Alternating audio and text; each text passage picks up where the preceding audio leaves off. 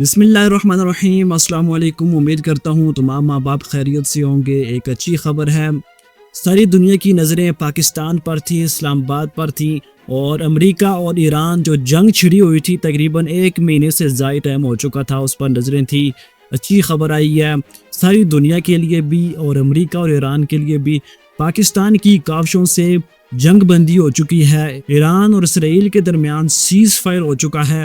جو جنگ تقریباً 1 ماہ سے زائد وقت تک جاری رہی وہ ختم ہو چکی ہے۔ اس کے لیے پاکستان کی جو کاوشیں ہیں، خاص طور پہ پاکستان کے جو آرمی چیف ہیں، پاکستان کی جو خارجہ پالیسی ہے، اور خاص طور پہ پاکستان کے field marshal general Asim Munir صاحب نے اہم کردار ادا کیا ہے۔ بڑی اچھی خبر ہے، اگر یہ جنگ نہ رکتی اس کے اثرات ساری دنیا پر پڑنے تھے۔ اب یہ کن چیزوں پر اتفاق ہوا ہے جس کی وجہ سے یہ سیز فائر ہوا ہے؟ چند عام باتیں ہیں، اس پہ غور کرنی چاہیے، میں آپ کو اس ویڈیو میں ڈیٹیل سے بتاؤں گا۔ سب سے پہلے چیز یہ ہے کہ یہ جنگ مکمل طور پر ختم نہیں ہوئی ہے، صرف 2 ہفتے کے لیے، 2 ویک کے لیے سیز فائر ہوا ہے، یعنی کہ 2 ہفتے کے لیے کچھ بھی نہیں ہوگا۔ اب یہ تو بظاہر تو اچھی خبر ہے، لیکن امریکہ اور اسرائیل پر یقین نہیں کیا جا سکتا، وہ کچھ بھی کر سکتے ہیں، اور اس چیز کو ایران کو الرٹ رہنا پڑے گا، کیونکہ امریکہ اور اسرائیل کچھ بھی کر سکتے ہیں، کوئی بڑی گیم ڈال سکتے ہیں، ان پر مکمل طور پر یقین نہیں کیا جا سکتا۔ یہ ایک تو پہلی بات ہے۔ اور جنگ بندی صرف 2 ہفتے کے لیے ہوئی ہے۔ جس طرح صدر ڈونلڈ ٹرمپ نے جس طرح کی دھمکیاں دی تھی، گالیاں دی تھی، ایران میں جتنے بھی ان کے جو نیوکلیئر پلانٹ تھے ان پر حملہ کرنے کی دھمکی دی تھی، اور ایٹمی بم ایران پر گرانے کی دھمکی دی تھی، نسل کشی کرنے کی دھمکی دی تھی صدر ٹرمپ نے، لیکن پاکستان نے اس چیز کو، پوری دنیا کو، پورے خطے کو اس نقصان سے بچا لیا ہے۔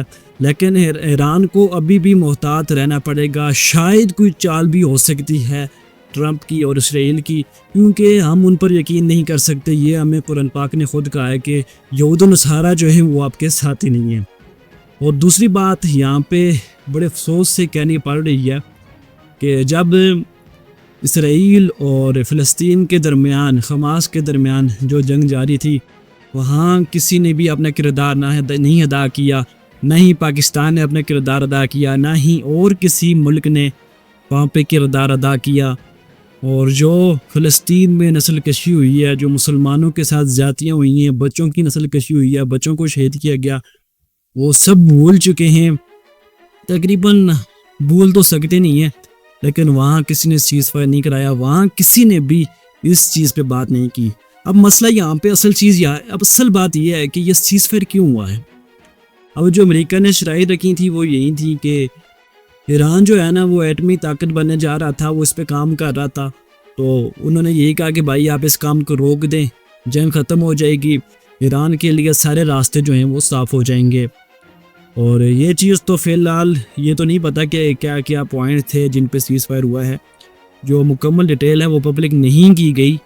اور اس جنگ بندی میں پاکستان کا کردار بہت اہم رہا ہے، اور دوسرے جانب ہم دیکھیں بھارت اور بھی بڑے بڑے ممالک ہیں، انہوں نے کچھ بھی نہیں کیا۔ پاکستان کی یہ کاوش تھی کہ کسی نہ کسی طرح اس خطے کو اس جنگ سے بچایا جائے، لیکن پاکستان بھی اس وقت خاموش رہا ہے جب فلسطین کے بچوں پر بمباری کی جا رہی تھی اسرائیل کی جانب سے، امریکہ کی جانب سے، اس ٹائم پاکستان بھی خاموش رہا ہے۔ یہ بھی بڑی دکھ کی بات ہے، پاکستان نے اس ٹائم کوئی ایسا اقدام نہیں اٹھایا جو اب ایران کی باری پاکستان نے اقدام اٹھایا ہے۔ اب سب کو پتہ ہے کہ جو فلسطین میں نسل کشی ہوئی تھی وہ بھی سب کو پتہ ہے، سب کو اس چیز کا علم ہے۔ اب مستقبل میں کیا ہو سکتا ہے؟ جنگ تو فی الحال صرف 2 ہفتے کے لیے رکی ہے، ایران کو جو ہے نا الرٹ رہنا پڑے گا۔ اب سب سے پہلی بات یہ ہے کہ ایران نے گھٹنے نہیں دیے کہ امریکہ کے سامنے جس طرح دھمکی دی ہے نا امریکہ نے، صدر ڈونلڈ ٹرمپ نے ایران کو کہ بھائی ہم ایٹمی حملہ کریں گے، آپ پر نسل کشی کریں گے، وہ اس وجہ سے ان فاز سے ایران بالکل نہیں ڈرا، نہ ہی ایران کی جو قیادت ہے، نہ ہی قیادت ڈری ہے، اور نہ ہی ایران کی جو عوام ہے وہ بھی بالکل نہیں ڈرے، ان کے جو حوصلے تھے بالکل بلند تھے۔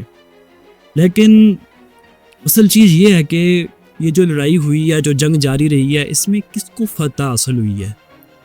اب بہت سارے لوگ یہ کہہ رہے ہوں گے کہ بھائی ایران کو فتح نصیب ہوئی ہے، اور بہت سارے لوگ یہ کہہ رہے ہوں گے کہ اسرائیل اور امریکہ کو فتح حاصل ہوئی ہے، لیکن اصل چیز پتہ ہے کیا ہے کہ ایران نے اس جنگ میں بہت کچھ کھویا ہے، کیونکہ ایران کی جو بڑی قیادت تھی، ان کے سپریم لیڈر، ان کی جو آرمی کے کئی لوگ، بہت سارے لوگ، یعنی کہ بڑی قیادت تھی نا، وہ شہید ہو گئے تھے اس جنگ میں۔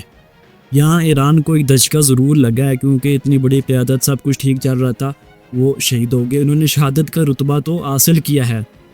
اور دوسری جانب امریکہ کو دیکھ لیں، اسرائیل کو دیکھ لیں، کوئی اتنا خاص نقصان نہیں ہوا، کوئی بڑی قیادت ان کی نہیں ماری گئی، لیکن اور بظاہر میزائل وغیرہ ایران نے بہت مارے ہیں، بلڈنگ وغیرہ بہت، اس طرح کا بہت نقصان ہوا ہے، لیکن کوئی بڑی قیادت ان کی نہیں ماری گئی اس جنگ میں بنسبت ایران کے۔ ایران کی جو ہے کافی لوگ اس جنگ میں شہید ہوئے ہیں۔ لیکن سب سے جو بڑی بات ہے اس میں یہ ہے کہ ایک